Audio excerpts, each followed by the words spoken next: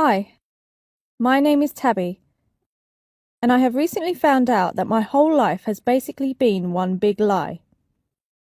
It all started when my older sister Daphne and I saved up to send off for DNA and ancestry tests from one of those online ancestry sites. We love history and wanted to find out more about the history of our parents, ancestors. We didn't tell our parents about what we were doing because we wanted it to be a surprise. It was very exciting. The moment we received the test results, we were confused and shocked. The results showed that there were lots of differences in the areas of the world where our DNA came from. So many differences. What exactly could that mean? We thought there must have been a mistake. We contacted the company. Everything was double-checked, and they said that the results were correct, which just made us even more confused. That night, Daphne and I sat down to watch a movie and eat ice cream, which is our usual Friday night tradition. But instead of watching a movie, we stayed up all night discussing the DNA results. We racked our brains trying to come up with some kind of rational explanation, but we were clueless. Daphne suggested that we check the site, as maybe we could find an explanation there. As we were searching through the site, Daphne stopped for a second and looked at me like she was about to say something. So I commented, "I know what you are thinking, but please don't say it." Daphne put the ice cream aside and asked, "But what if it's true?" We stared at each other for a moment, and it hit me. Flashes of our childhood, our trips, and our flights all passed through my head, like a movie. And I said to myself, what if it is true? Daphne clicked on some button, and we saw that we were not listed as sisters. What? Wait. Refresh the page, I said. Still the same result? I don't even know how to describe how we felt. It was really a state of shock, a state of disbelief and denial. It couldn't be true. Everyone had always said that my sister and I looked alike. We have the same long, incredibly thick brown hair and bright, cheerful smile. We even acted the same. Everyone said we were the closest sisters they had ever seen. Daphne said it can't be. Maybe our parents could call the company and straighten things out. I looked at her and said, "But if this is true, then who is adopted? Me or you?" In the morning, after having some hot chocolate with my parents in the kitchen, my mum went upstairs. We decided to gently mention the issue to my dad. We were still sure it was all just a huge mistake. I'll never forget the look on his face.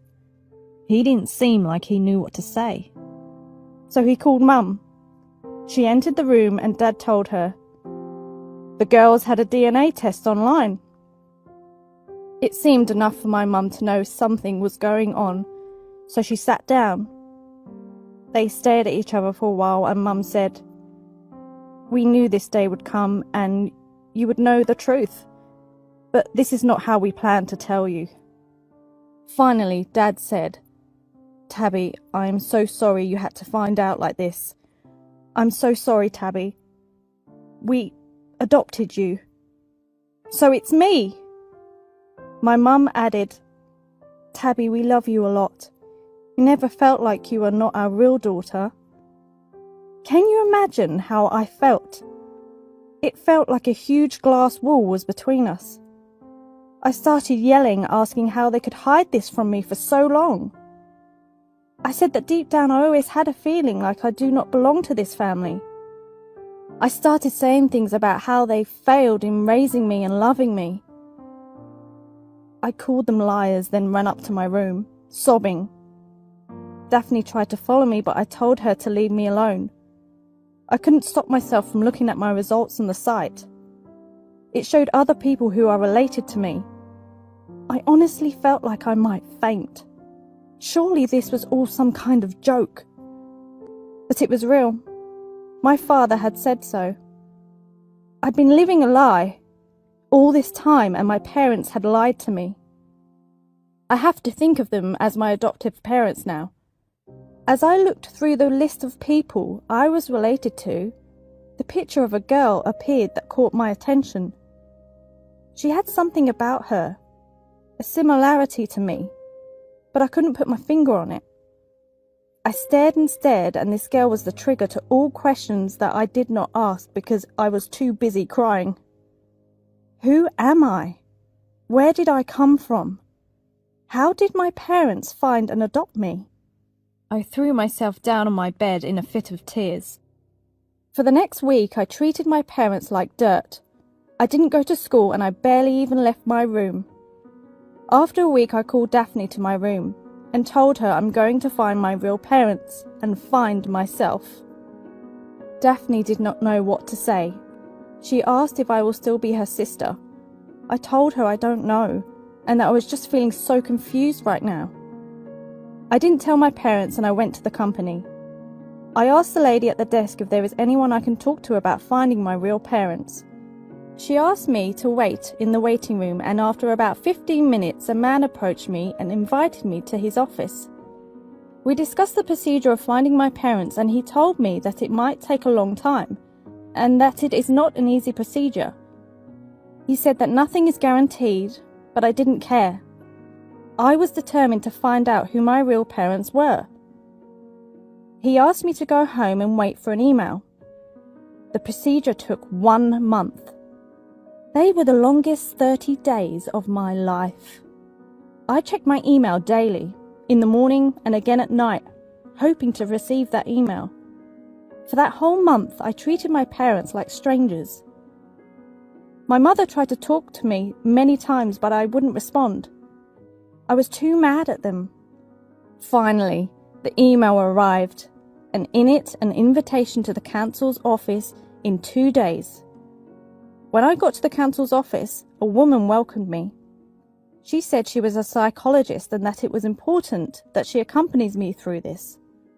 She asked me to sit down and handed me a letter. I opened it, my hands shaking. "Hello, Tabby. It is your mum. My name is Lauren and I am 30 years old. I was very surprised when you asked to meet me and your father, although I've been expecting this moment ever since I handed you to the shelter. I am sad to inform you that your real father is no longer with us, and I wanted to send you this short letter to apologize.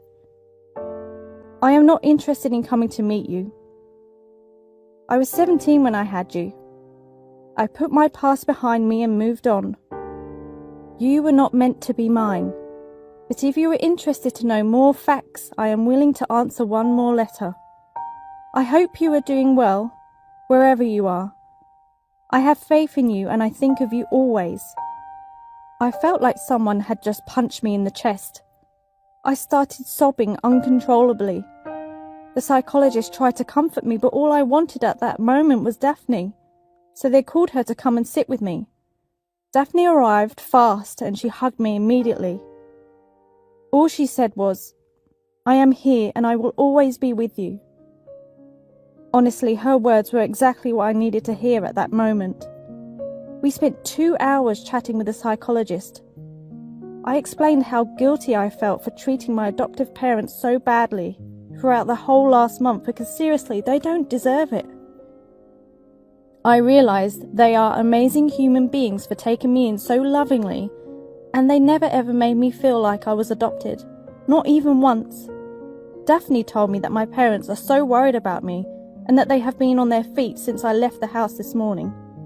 We went home and I hugged my parents and cried. I realized how happy I am that they are my parents and that family doesn't necessarily have to be blood related. We can choose our families, whether they be our friends or adoptive parents. A family cares for you and accepts you for who you are. A family wants only the best for you, and if you're happy, they're happy. And they will always be there for you when you are sad. Family is seriously the most precious thing in the world.